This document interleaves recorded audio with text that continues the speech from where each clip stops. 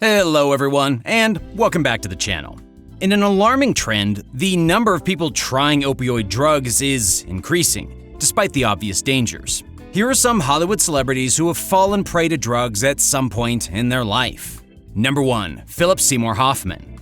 Academy Award winner Philip Seymour Hoffman was a film and stage actor who gained acclaim for his performance as Truman Capote in the 2005 film Capote.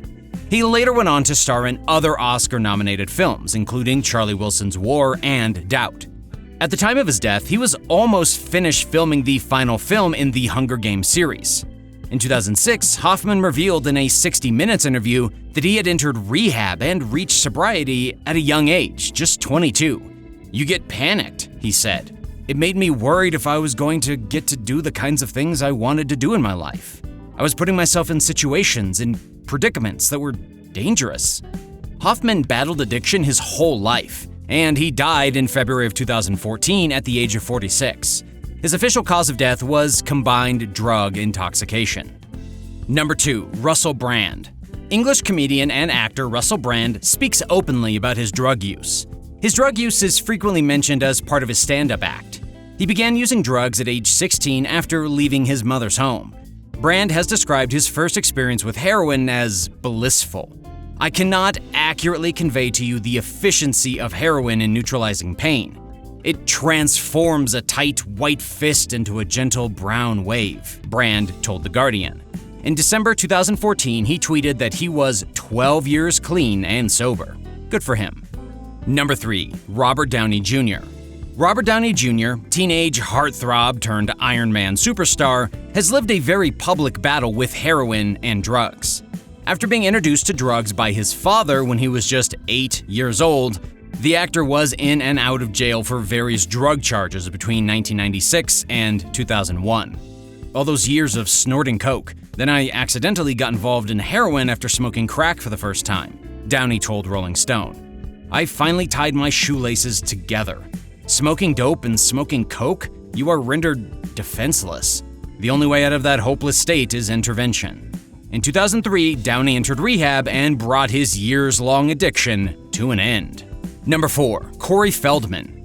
One half of the two Corys, a nickname given to him by fellow actor Corey Haim after their rise to popularity in the 1980s, lived out a very public battle with drugs.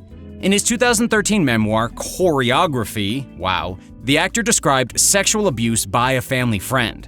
The same man who abused Feldman also introduced him to drugs. Feldman battled substance abuse for years after he was introduced.